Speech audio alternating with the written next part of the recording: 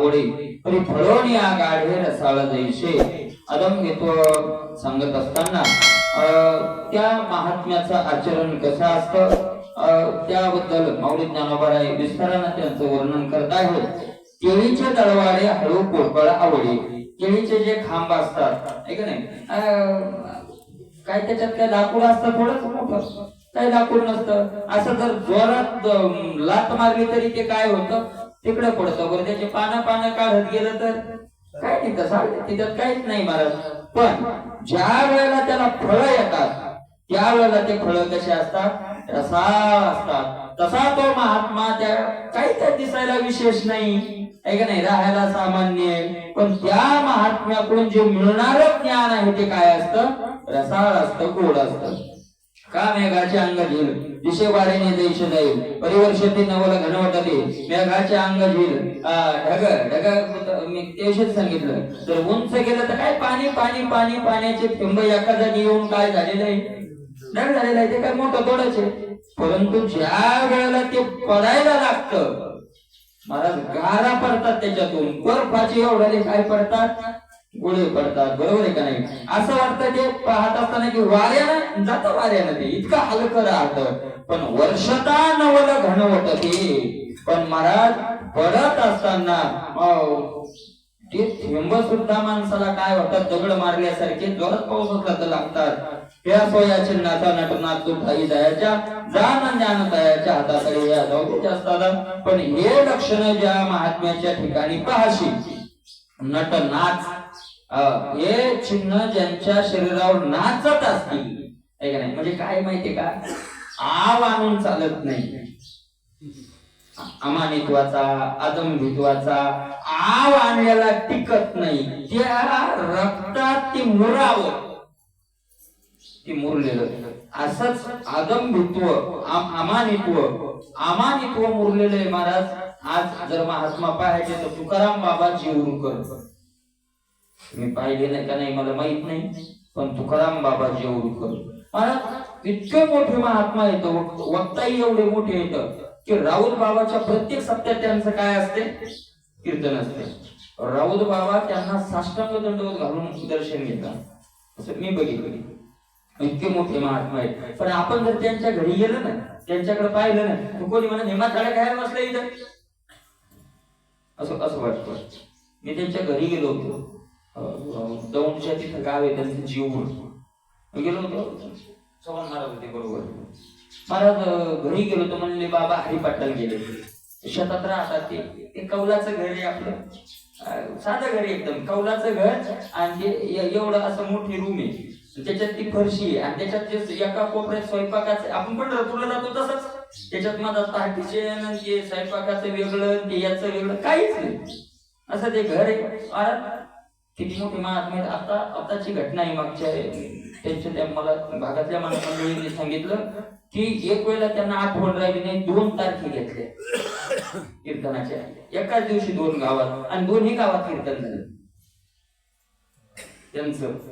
या काळात दोन्हीकडे हे लोक म्हणजे आमच्या जास्त टाइम आहे, इतके उच्च कोटीचे काय आहेत ते महात्मा आहेत. आणि मला गेलो आम्ही तर ते कंबर बांधलेली होती, टाळ गळ्यात होता, एका दुसऱ्या माणसाच्या गळ्यात तिला हरिपाठ चालू होता.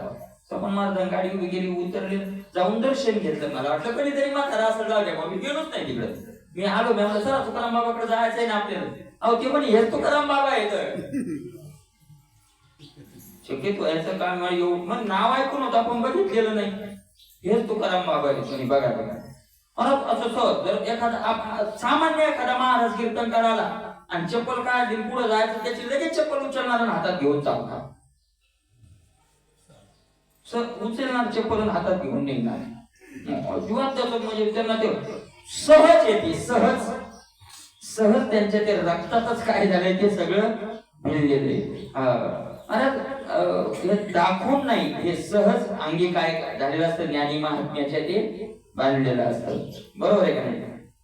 तुम्ही जर कीर्तन घ्या गेले तर पहिला शब्द काय, मला काय कीर्तन देता, मला काय येते. चांगले महात्मे बोलवा, वक्ते चांगले ज्ञानी लोक बोलवा, असं त्यांचं असतं. आणि बोलत असताना कीर्तनातून असं वाटतं की अमृताचा वर्षाव व्हायला लागला का काय, एवढं त्यांची वाणी अति ज्ञानी महात्माचे काही का नाही, मुरलेली वाणी आहे.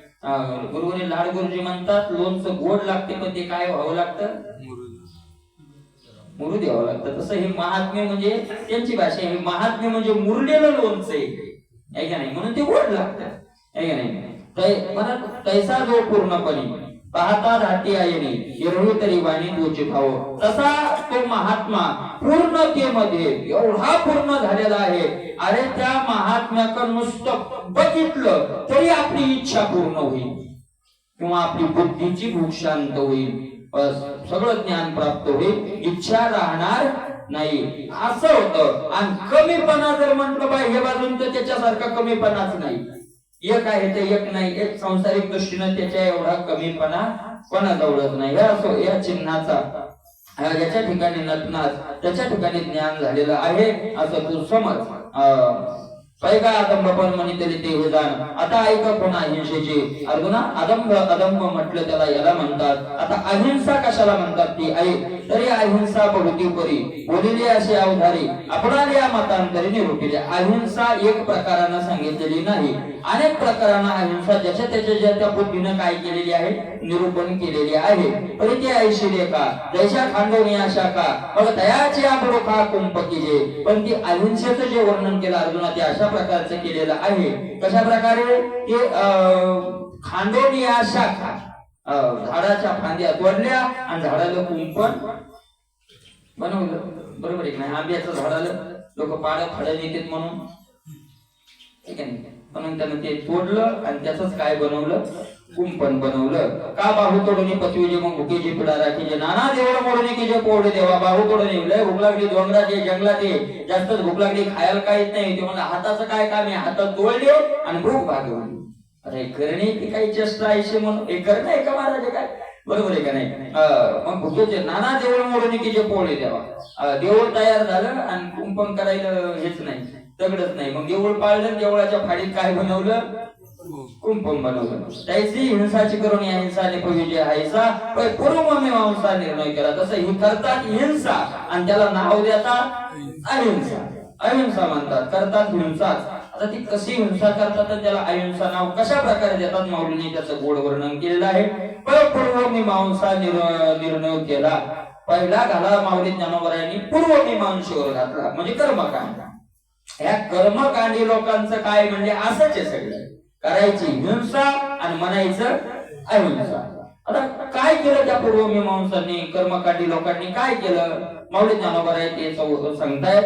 जे अवृष्टीचे उपद्रवे गाजले विश्वावगे म्हणून पर्जन्यष्टी करावे ना नायक. पाऊस पडना गेला नाही, लोक त्रस्त झाले. पाऊस पडणं म्हणल्यावर दुष्काळ पडला, लोक त्रस्त झाले. गाजले म्हणजे त्रस्त झाले. विश्व सगळं काय झालं, त्रस्त झालं. म्हणून काय केलं, पाऊस पडावा म्हणून यज्ञ केला. यज्ञात भगवती पर्जन्य आहे का नाही. यज्ञ केला की पाऊस पडतो. यज्ञ केला मग करू द्या, चांगली गोष्ट आहे का नाही. पाऊस पडणं म्हणून यज्ञ करणं चांगली गोष्ट आहे. पण माऊली म्हणतात ऐका, तो ते इष्टीची आपुडी पशु हिंसा रोकडी मग अहिंसेची थडी कैची दिशी. पण तो यज्ञ करायचा असेल तर यज्ञाच्या आरंभालाच पशु हिंसा करावी लागते.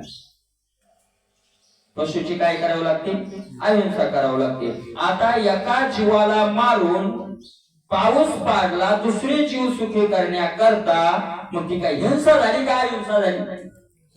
आता ही माऊली ज्ञानोबरायाची अहिंसा आहे, म्हणजे माऊली ज्ञानोबरायाची बुद्धी. कारण काय इतर जे आपण आहोत किंवा कर्मकांड वगैरे आरोग्यशास्त्र वगैरे यांनी सगळ्या जीवात मानवाला जास्त महत्व दिले. जीव तर सगळेच पण त्याच्यातल्या त्यात मानव काय आहे, श्रेष्ठ आहे. म्हणून मानवा करता मानव जगवण्याकरता कुणाचा नाशही झाला तर तेवढं त्यांना वाईट वाटत नाही. पण ज्ञानोबरायांना मानव आणि पशु समान आहे. मुंगे आणि राव आम्हा त्याच्यात त्यांना भेद वाटत नाही. मग एक पशु मारला, एक जीव घेतला दुसरा जीव सुखी केला, अहिंसा आहे का, हिंसा आहे. हिंसाचे माऊली ज्ञानोबराय म्हणतात आहे का नाही. नसली हिंसा येत उगवेल काय अहिंसा. तो बापा या ढोळसा याज्ञिकाचा. महाराज हे यज्ञिक इतके काय धैर्य माऊली म्हणतात, या याज्ञिकाच्या धैर्याचं नवल वाटतं म्हणतात मला. काय धैर्य यांचं, पेरतात हिंसा आणि मग हिंसा पेरल्यावर काय अहिंसा उगवणार आहे का? जे पेरल ते पेरतात हिंसा आणि काय अहिंसा उगवणार आहे का? पण काय धैर्य म्हणजे याज्ञिक लोकांचं, नाही का नाही? काय बळ आहे. आणि आयुर्वेद आघवा तो याची मोहरा पांडवा, जो जीवाकारणे करावा जीवघात. आणि आयुर्वेद तर सगळा याच मार्गाचा आहे, हिंसा करणाऱ्याच काय आहे मार्गाचा आहे आयुर्वेद, नाही का नाही? काय केलं आयुर्वेदानं? नाना रोगी आळली लोळती भुके देखील हिंसा निवारावया केली चिकित्सका. नाना रोगी आळली, रोग आले नाना प्रकारचे अनेक रोग आहेत. आपल्या भागवतात असं म्हटलंय, आपल्या शरीरात 72,000 रोग आहेत. 72,000 नाडी आहेत ना, 72,000 रोग येत. एका नाडीचा काय एक रोग आहे. 72,000 रोग येतो. फक्त काहीचे जागे होतात आणि काहीचे जळून तसे जातात, नाही. ज्याचं त्याचं कर्म देण्याकरता ते काय होत असतात, फळ जागे होतात. मग काय केलं? सगळे जीव मात्र त्रस्त पाहिले आणि मग त्या रोगांना काय त्या आयुर्वेदाचार्याचे लोक असतात ना, नाही, त्यांनी काय केलं? त्यांचा रोग घालवण्याकरता चिकित्सा केली. म्हणजे औषध कोणतं वापरावं, रोग कोणता आहे, तपासणी केली. आणि मग काय केलं? त्याचं औषध तयार केलं. तो ते चिकित्से पहिले एकाचे कंद खणविले, एका उपडविले समूळ सपत्री. तो ते चिकित्से पहिले, त्या चिकित्सा करण्याच्या अगोदर म्हणजे त्या रोग कळाला त्यांना आणि त्या रोगावर औषध निर्माण करण्याच्या पुढातच एकाचे कंद खणविले. काही झाडाचा काय लागतो म्हणजे खालचा औषधाला कंद लागतो. कंद काढायचा म्हणल्यावर झाड खांदून काढलं म्हणजे एका झाडाचा जीव घेतला आणि एक माणूस वाचवला. काय काय हिंसा, अहिंसा थोडीची हिंसाचे माऊली म्हणतात. एका पडविले समोर सपत्नी, काही तर मुळा सगट काय केलं? उपटून घेतलं. त्याचं पान सुद्धा ठेवलं नाही. एके आड मोडविली अजंगमाची खाल काढविली, एके गर्भिणी उकडविली पुटा माझी, एके आड मोडविली. काही मधातूनच मोडली. काही आतला गाभा काढायला काही झाडाचा काय लागतो? आतला गाभा किंवा आप्तर साल. मला साळतात जर माणसाला तसं साळलं तर झाडातून साळतो ना आतर साल काढायला. माऊलीचं दृष्टी आहे, संत आहेत माऊली. अरे कसं वैभर आपली उगी साल काढली तर तो जीवच आहे का नाही? आड मोडवली अजंगमाची खाल काढली, वृक्षाची काय काढली? साल काढली. एके गर्भिणी उकडविली फुटा माझी. काही महाराज गर्भिणी म्हणजे त्या याच्या सगळच त्यांना उकडलं. त्यांच्या ज्या आपल्या मुळे सगळं तसं उकडायचे ना, ते उकडून घेतात ते कावळ्याच्या मुळे, ते लिंबाच्या झाडावरच ते असते ते उकडलं, त्यांना उकडून घेतलं. अजात शत्रू तरवरा सर्वांगी देव विल्या शिरा, ऐशे जीव घेऊन धनुर्धरा कोरडे केले. अजात शत्रू म्हणजे ज्याचा शत्रू अद्याप जन्माला नाही. असे वृक्ष, कोणाचे शत्रुत्व आहे वृक्षाचं? कोणाचे शत्रुत्व नाही. पण त्यांनाही सर्वांगी देव विल्या शिरा, सगळ्या अंगाला त्यांच्या काय पाळल्या? सरा पाडल्या. असे जीव घेऊन धनुर्धरा कोरडे केले. असे त्यांचे जीव घेतले अर्जुना आणि त्यांना वाळवलं. झाड काय होतात मग? ते वाळून जातात, नाही का नाही? त्यांना वाळवलं आणि जंगमाई हात लावणी काढले पित्त, मग राखले सेनात अनेक जीव. आणि जंगमाई, जंगम म्हणजे चालते जीव, चालणारे जे जीव आहेत त्यांचे पित्त काढले. चालत्या जीवाची काय काढले? पित्त काढले. ते आहे ना याचं काढावं लागते, त्याचं काढते काय मला नक्की माहित नाही काय.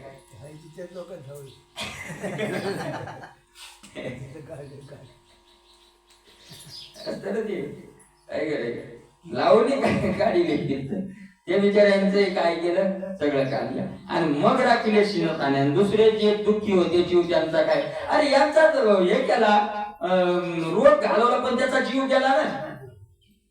एकाचा रोग गेला मान्य, पण एकाचा काय गेला? जीव गेला. मला एक सांगा, मच्छर चांगला का वाईट? बरं जाऊ द्या, मच्छरचं लांबच राहतं, मच्छरचं लांब. एक जण आपल्या मला सुई टोचल्यावर त्रास होतो का नाही? एका माणसाला सुई टोचली, कटून सुई टोचली. आता सुई टोचल्यावर काय होणार? आग होणार. सुई टोचली त्यानं आणि सुई टोचल्यावर ज्याला टोचली त्यानं त्याचा जीवच घेतला.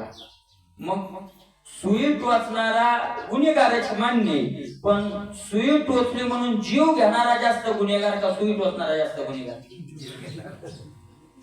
जास्त शहाणा कोणता? वाळकाची सोडून बुक्याचा कोण शहाणा आहे? शहाणा कोणी? जीव घेणारा जास्त शहाणा म्हणावं लागेल का त्याला? मला आहे का नाही जीव घेतला? मला सांगा, मच्छर डसल्यावर सुई टोचले इतकाच त्रास होतो का नाही? हा, आणि माणूस मारून टाकतो. तिथे डसले, त्याचा स्वभावाप्रमाणे ते डसले. आपला स्वभाव त्याला मार नाही का? मग माणूस परवडा का मच्छर परवडा? अरे तो तर डसला बिचारा, पण तो त्याचा जीवच घेतला ना. आहेच ते आहेच महाराज. आपल्याला काय अधिकार आहे त्याचा जीव घ्यायचा? आपण त्या जागेवर निघून जाऊ. तिथं मच्छर राहतात तर त्यांची जागा आहे. आपण त्याच्या गटारात गेलो का ते आपल्या गटारात काय करायचे? आपल्याला मारतातच महाराज, माणसा डायरेक्ट मारतातच डायरेक्ट, आहे का नाही? नुकसान जोगून काय करू देऊ म्हणजे असं म्हणतात. मारलं का त्याला बिचारायला? का मारलं? अरे मारतात त्याला, आहे का नाही? आणि काय पुन्हा आपण अहिंसा म्हणून घेणार आहे का नाही? आपला मानवाचं फक्त एक, आपल्याला त्रास नाही झाला पाहिजे. जग संपलं तरी हरकत नाही, फक्त आपल्याला काय नाही झालं पाहिजे? आपल्याला कोणापासून त्रास नको. बाकी जग मरू दे, आपल्याला काही घेणं नाही देणं नाही, आहे का नाही? म्हणून अशा प्रकारे एक मारले आणि एकाचं रक्षण केलं. काय त्या रक्षणात अर्थ आहे? असो, त्यांचं करणं कसं आहे? माऊली म्हणतात, अहो वसते धवळारे मोडोनी केली व्यवहारे, नागोनी व्यवहारे गावाची घातली, असती धवळारे मोडोनी व्यवहारे केली. राहते घर मोडले आणि देऊळ बांधलं. अरे एकाचा देव बसवलाय, पण अनेकांचं काय झालं? पहा माऊलीची म्हणत काय, नागवणी व्यवहारे गावाची घातली, सगळे लोक लुटले, पण पुरात अन्नदान चालू केलं. जरा अन्नदान जेवायला आणि इकडे लोक लुटले ना. नागवणी व्यवहारे म्हणजे व्यापारी लोक, नाग त्याच लुटून घेतलं आणि मोठी काय केलं? अन्नसत्र सुरू केलं. त्यांचं करणं कसं झालं? मस्तक पांघरुविले, तो तळवटी उघडे पडले, घर मोडून केले मांडव पुढे, मस्तक पांघरुविले. मरत लहान असा होते हे अंगावरच पांघरून पहिलं पायावर घेतलं. जास्त थंडी वाजू लागली की ते आकून होतं, कमर इतकंच येऊ लागलं, ते वर वळलं की पाय उडले, पायावर वळलं की त्याप्रमाणे एकाचं दुःख दूर केलं की दुसऱ्याला काय होतं? अरे वर वाढल्यामुळे डोक्याला थंडी वाजणं कमी झाली, पण पायावर वाजायली. म्हणजे एकाचं दुःख घालवलं, पण एकाला काय केलं? दुःख दिलंच. अशा प्रमाणे किंवा उन्हाळा दिवस होता, पत्रातलं म्हणजे आपलं घर होतं. आता घरात गरमी व्हायली, फॅन नाही त्यावेळेस, काय नाही. मग कुणीतरी आलं, म्हणलं का हो घरात लईच गरमी व्हायली? म्हणलं झाली राफाडे मांडव करा, मस्त मांडवाचा बाज टाका, हवा लागती. मग आता केलं तर लाकडं कुठून आणावं काय? मग सदस्य घर मोडून पुढं मांडव केलं. घड मोडून केले मांडव पुढे. माऊली जनावर म्हणतायत तसं करणे. एक उद्ध्वस्त केलं आणि एकाला जीवदान दिलं. काय पाहिजे? नाना पांघरुणे जाळून जायचे का आपण एका झाले अंग धुनी कुंजराचे. चला याच्यात जंगलात खूपच थंडी महाराज, खूपच थंडी. काय करावं जाळायलाच काय नाही. अंगावरचे कपडे काढले, दिले पेटून बसला शेकत. अंगावरचे कपडे जाळून शेकत बसला. आता ते जाळ कवरात राहणार आहे. आता पण आता पहिलं तरी त्या कपड्यामुळे कशी तरी थंडी, आता काय करणार आहे? तसं जेव्हा हातीचा अंग धुणं, मला 2-2 तास पाण्यात जल टाकणार, बाहेर आला की सोडून माती अंगावर घेणार, काय फायदा आहे? ना तरी बैल कोणी गोटा पण सलावणी बांधलेले गाठा या करणे चेष्टा काही असो. माऊली नरवर म्हणतात ते खरं नाही का? या लोकांविषयी हसू येतं मला. एक माणूस गेला त्या माऊलीच्या दिदीत,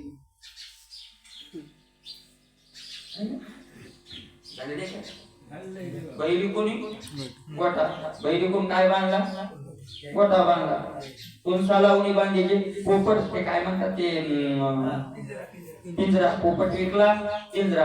या करण्याची चेष्टा हे खरं नाही का? चेष्टा एकी धर्माची आवाहने गाळू आदरिले पाणी, तो गाळीत या हरणी जीव मेले. काही ना काय केलं? गाळून पाणी पियाचं. अरे गाळून का? पोटात जीव जाऊन मरू नये. आणि मग त्या कपड्यात राहिलेले काय झाले?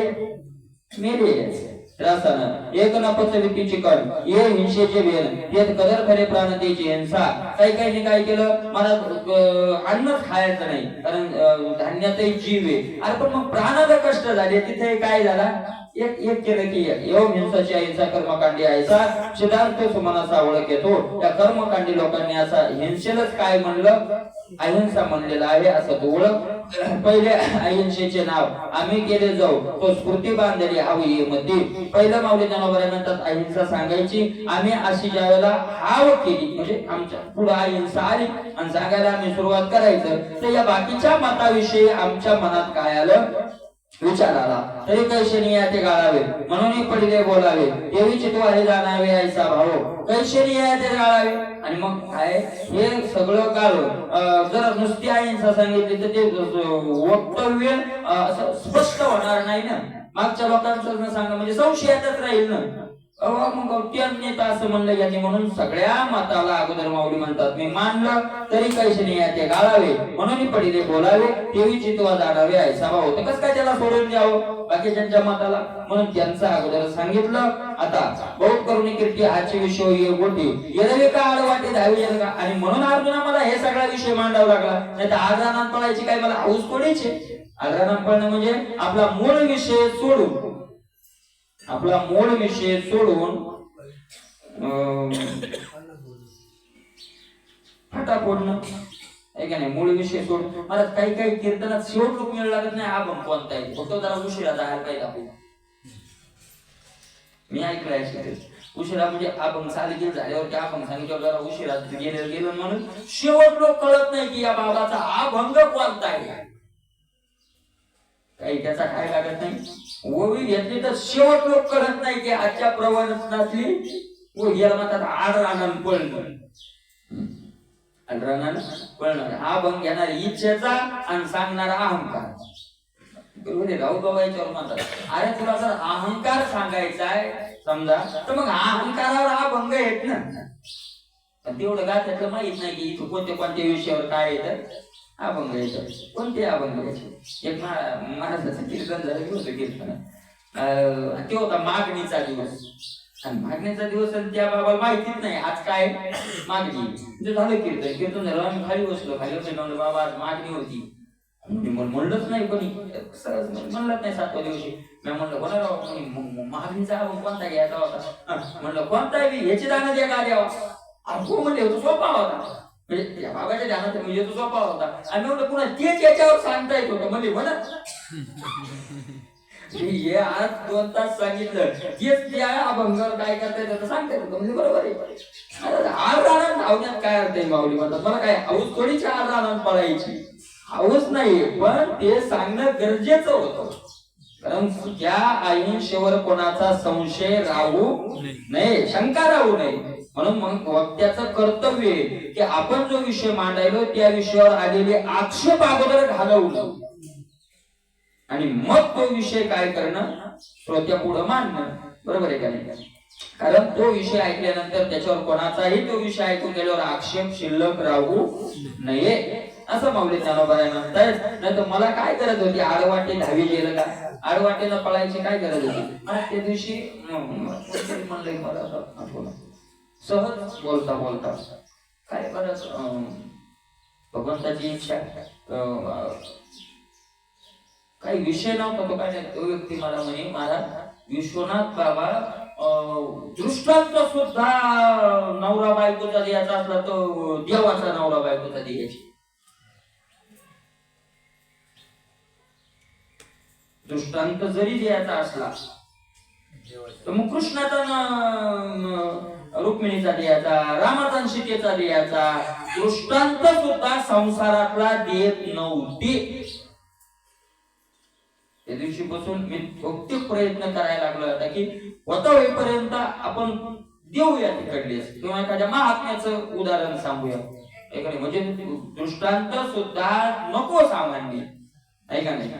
म्हणजे अशा प्रकारे काय म्हणून माऊली ज्ञानोबा म्हणतात आडवाटेलं म्हणजे भगवंताची जी धाव कीर्तनात प्रवचनात ती धाव ते लक्ष ते ध्येय भगवंत असावा. ती चर्चा कुणीकडूनही येऊ, पण त्याचा मेळ काय असावी? भगवंत असावी. कीर्तनात मेळ संसार नसावी, कारण संसाराचं वैराग्य, गुरुवर्य डोंगरेजी महाराजांचं वाक्य आहे,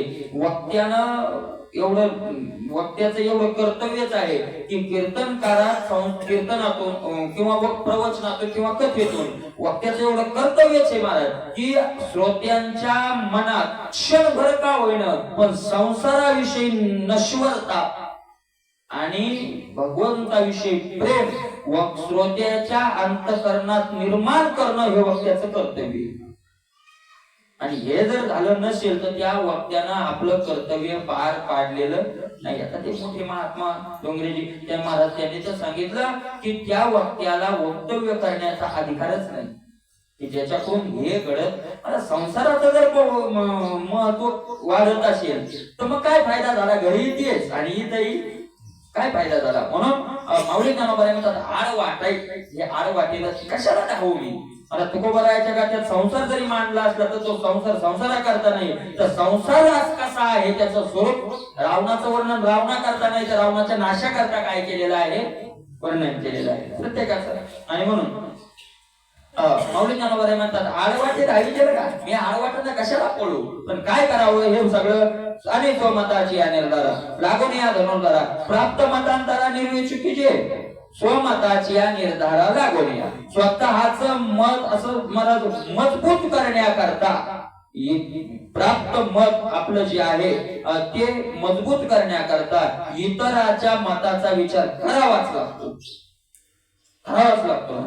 का की ते मत दुसरं मला आपल्याला भक्ती हे साधन जर करायचं असेल तर इतर साधनाचा विचार करावाच लागेल. त्यातलं काठिण्य त्याच्यातले दोष जाणावेच लागतील. त्यावेळेला भक्तीवर आपली दृढता काय होईल?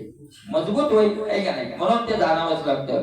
ऐसे हे अवधारी निरूपिली परी आता यावरी मुख्य जगा अशा यामुळे मी मागे निरूपण केलं. माऊली ज्ञानोबा म्हणतात आता मुख्य जी अहिंसा आहे ती अहिंसा कशी आहे ते ऐका.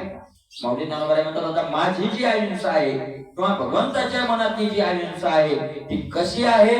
ते स्वमत बोली जेल अहिंसेचे रूप किजेल जिया उठले आतुल ज्ञान दिशे ते स्वमत बोली जेल. आता माझं म्हणणं आहे का? म्हणजे माझं नाही. माऊली ज्ञानोबा म्हणतात सोमत बोली जेल तुमच्या पुढे ते आता बोलल्या जाईल.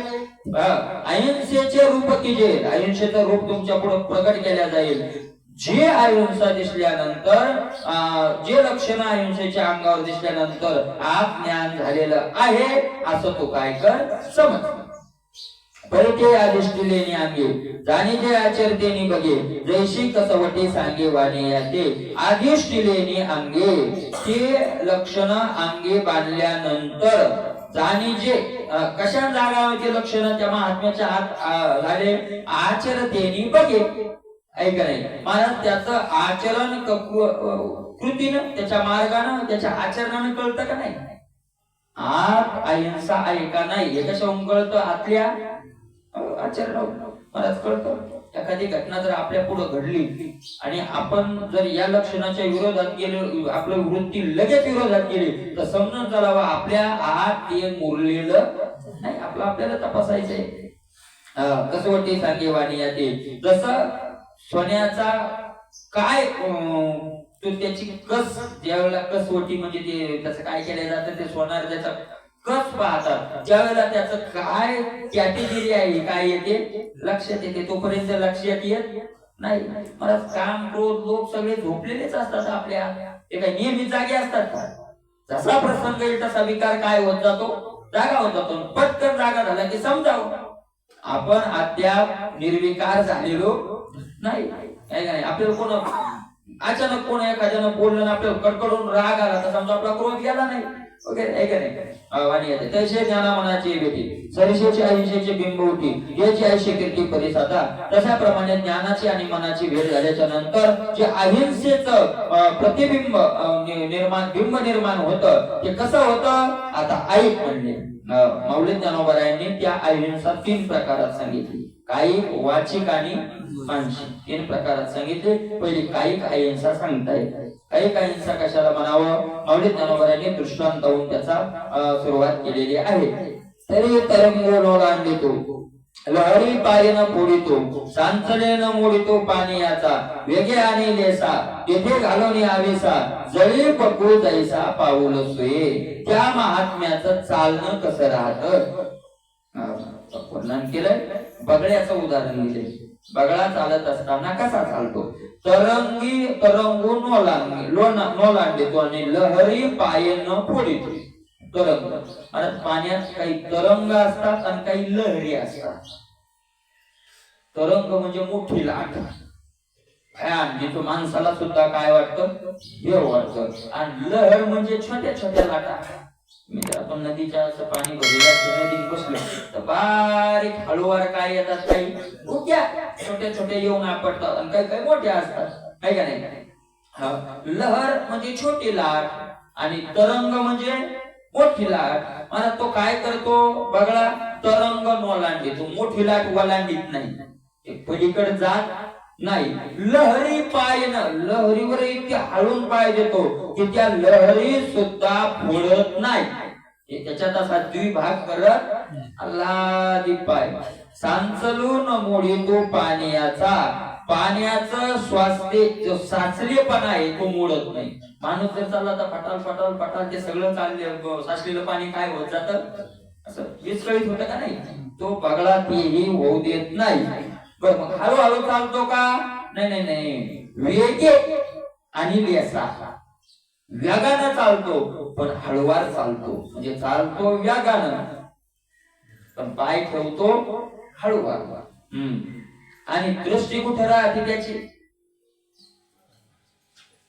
हवीसा म्हणजे आपलं शिकार. दृष्टी कुठे राहते त्या जळी बकू जैसा पाऊल सुये. जसा पाण्यामध्ये बगळा काय ठेवतो म्हणजे चाल कमी करत नाही. चालताना कोणा लहरी मोडत नाही. ऐका ऐका याचा अर्थ तो महात्मा चालत असताना भगवत प्राप्ती हे त्याचं साध्य. भगवत प्राप्ती साध्य पुढे ठेवून आपल्या वाटचाली लहरी जसा बगळा मोडत नाही पाण्याला जसा त्रास होऊ देत नाही तसा आपलं तर साध्य मिळवायचंय पण आपल्याकडून कोणालाही त्रास होऊ देत नाही. साध्य तर मिळालं पाहिजे. मासा तर पकडल्यास गेला पाहिजे पण पाण्यालाही त्रास झाला तसं साध्य प्राप्त झालं पाहिजे. आणि साध्य प्राप्त करताना कुणालाही आपल्याकडून त्रास होऊ नये अशा प्रकारचं. किंवा दुसरं उदाहरण का कमळावरी भ्रमर पाय ठेवती हरवार कुचंबेर केसर या शंका. भ्रमर नाही का नाही कमळावर काय ठेवतो पाय ठेवतो मग किती हळूवार. का हळूवार ठेवतो कुचंबेर केसर.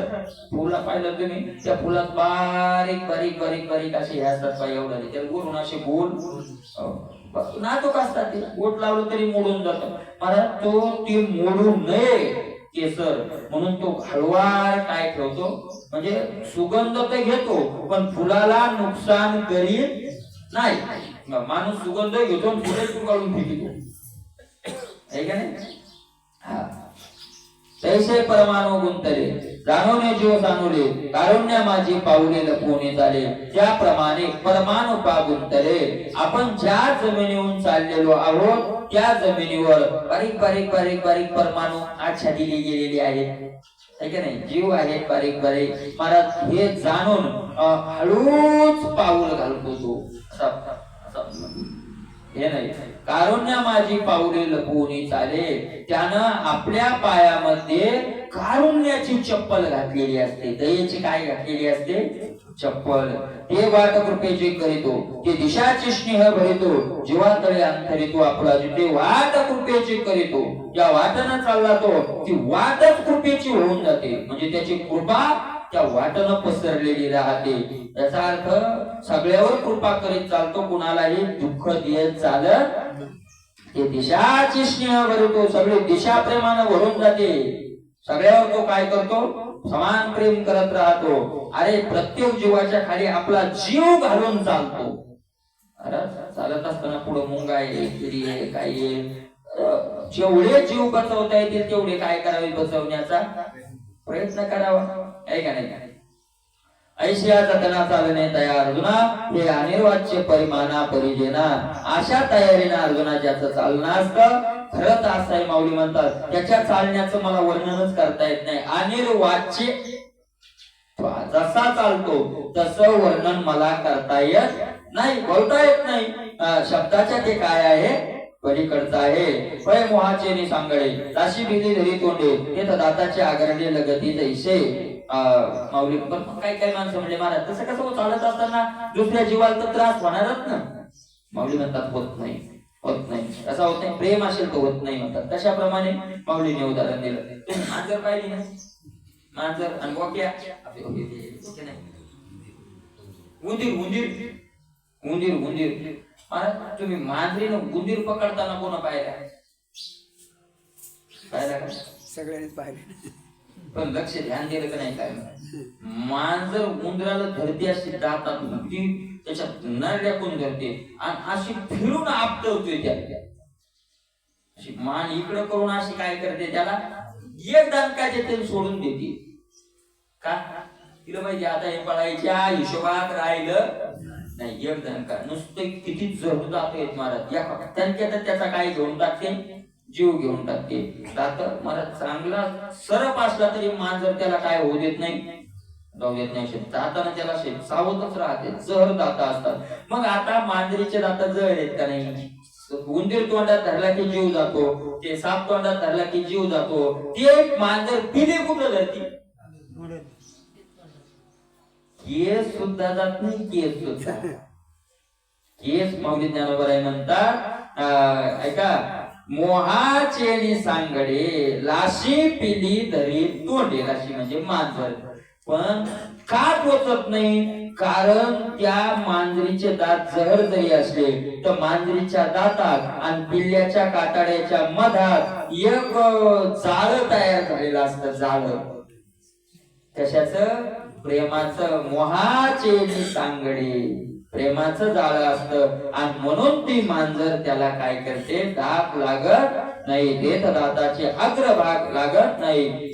काशने हालो माय तान्याचे वास पाहे ते देखील आहे हळवार जे. त्यांच्या दृष्टीचं वर्णन आहे बघा. आता चालण्याचं वर्णन झालं, अहिंसा आदि महात्म्याच्या डोळ्याचं वर्णन. स्नेहाळो माय लेकरू शाळेत गेले ऐका नाही, नवीन नवीनच गेले, आता त्याला मुख येतं, लेकर यायले दुसरे आणि आई दारात उभी राहते आणि त्या माऊलीची नजर जशी प्रेमानं त्या लेकरावर पडते, धान्याची वाट पाय वास पाय लेकराची जशी प्रेमानं ती माऊली त्याच्यावर नजर टाकते तशी त्या महात्म्याची नजर या जगावर असते. शत्रू मित्र सगळ्यावर नजर काय पडते, त्यांची प्रेमाचीच पडत राहते. अशा प्रकारे त्या डोळ्यांचं महाराज वर्णन केलं. नाना कमळ दळे डोलवी जती धारे तो जेने पाडे बुबुडे वारा घेपे. महाराज कसं असतं त्यांच्या जगाविषयी वागणं, कोणाला किती त्रास होतो त्यांच्यापासून ऐका. महाराज क्रिया तर घडते पण त्रास होत. फुल घेतलाय का माणसानं तोडलं, आता फुल तोडलं तर ते मोठं तोडलं म्हणजे त्याचं ते कमळाचं फुल असतं त्या दांडी असते खालून, त्या दांडी सगळं तोडलं आणि दांडी सगळं फुल तोडलं असा हलवत चालला. डोळ्याला वारा लागायला नाही का, फुलाचा वारा लागायला नाही, डोळ्याला लागायला किती लागायला, डोळ्यातून पाणी यायला. वारा तर लागायलाय पण त्रास तर होईन. तसं त्या महात्म्याचे भेट तर व्हायली, सगळ्यांना तो महात्मा मिळालाय पण त्रास कोणालाच होईल. असं त्या महात्म्याचं काय राहतं, तैसे मार्दवी पाय भूमीवरीने शुद्धीला जाय लागती ते तो होई जीवासो. तसे त्या महात्म्याचे पाय भूमीवर टेकल्याबरोबर ज्या जीवाला लागतील त्या जीवाला काय होऊन जातो, आनंद होऊन जातो. ऐसे कृमी कीटक पंडू सुद्धा देखे तरी मागुता हळूची निघे.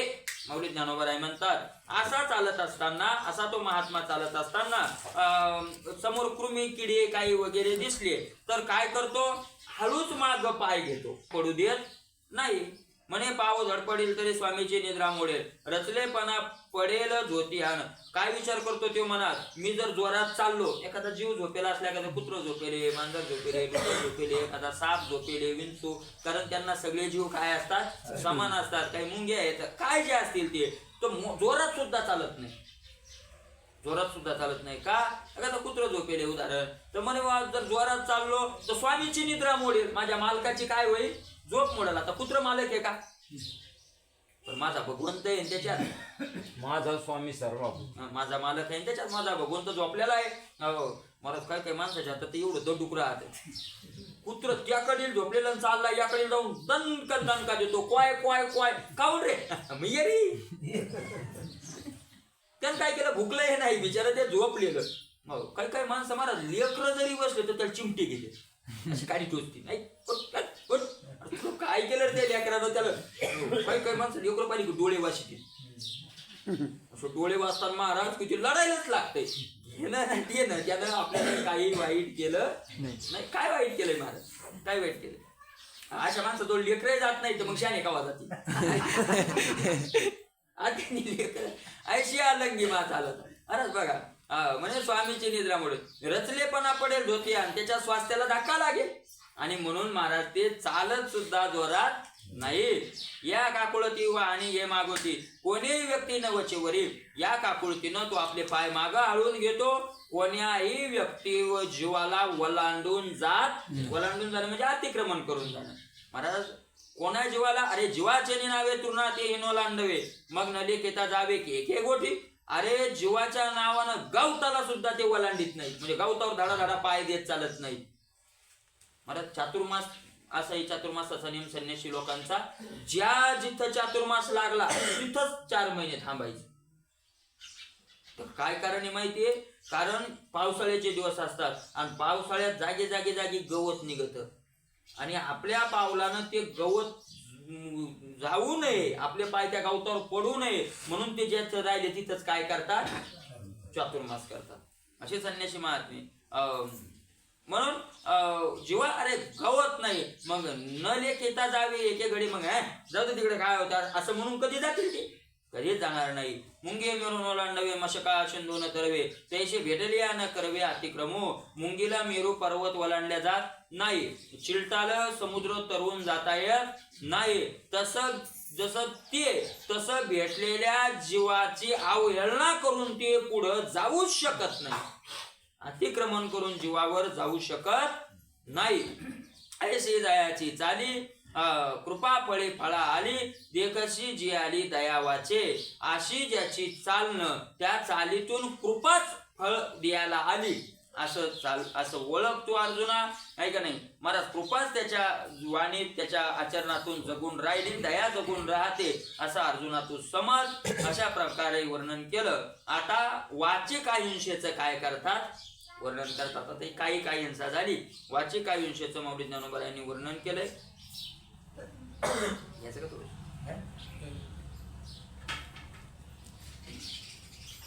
स्वय शोषणेची सुकुमार, मुख मोहाचे माहेर, माधुर्याचा आले अंकुर दशन जैसे. स्वय शोषणेची सुकुमार. बरं त्याचा श्वासोश्वास घेणं सुद्धा कसं असतं, श्वसन म्हणजे श्वासोश्वास सुकुमार नाजूक असतं. मुख मोहाचे माहेर, त्याच्या महात्म्याचं मुख म्हणजे प्रेमाचं काय असतं, माहेर घर असतं. प्रेम वाहत त्या चेहऱ्याहून. माधुर्याचा आले अंकुर दर्शन जैसे, त्या महात्म्याचे दात. आता बोलण्याचं वर्णन करायचं म्हणजे मुखी अमृताची वाणी, देह देवाचे. ते बोलायचं म्हणजे त्या बोलण्याचं वर्णन म्हणून सगळ्याच मुखाचं वर्णन केलं. जसे मधुरतेला अंकुर निघाले का काय, असे त्या महात्म्याचे काय असतात, दात असतात. पुढा स्नेह पाजरे, मागा चालती अक्षरे, शब्द पाठी अवतरे कृपा आधी. बोलत असताना पुढा स्नेहा पाजरे, मला अगोदर प्रेम त्या व्यक्तीकडे जातं आणि मग मागून शब्द जातात. याचा अर्थ काय महाराज, हे काय का अगोदर जर प्रेम गेलं त्या व्यक्तीवर आणि मग शब्द निघाले तर ते शब्द त्या प्रेमानं ओले होऊन निघालेले असतात. आपण आपल्या लेकरावर अगोदर प्रेम असतं आणि म्हणून शब्द कसे असतात, काय म्हणतो बाळ्या, बाबू ये माय सोन्या, ए काट्या होय तिकडं, असं दुसऱ्याच्या लेकराला. कारण आपल्या लेकरावर अगोदर प्रेम गेलं म्हणून ते शब्द ओले होऊन निघाले. ए काट्या, कारण तिकडं अगोदर हिंसा गेली आणि म्हणून त्याच्याविषयी आपल्याला काय आलं, तसं आलं. म्हणून अगोदर प्रेम पुढं जातं आणि मागून काय निघतात, शब्द जातात, आहे का नाही. अगोदर प्रेम जातं, पुढा स्नेह पाजरे, आवडीची वृत्ती आधी म्हणूनची मग ते वाच्या तिथी कराशी. बरोबर की नाही? चालती अक्षरे मागा चालती अक्षरे मागून अक्षर चालतात. शब्द पाठी अवतरे कृपा आधी अगोदर कृपा आणि मग शब्द मागून निघतात.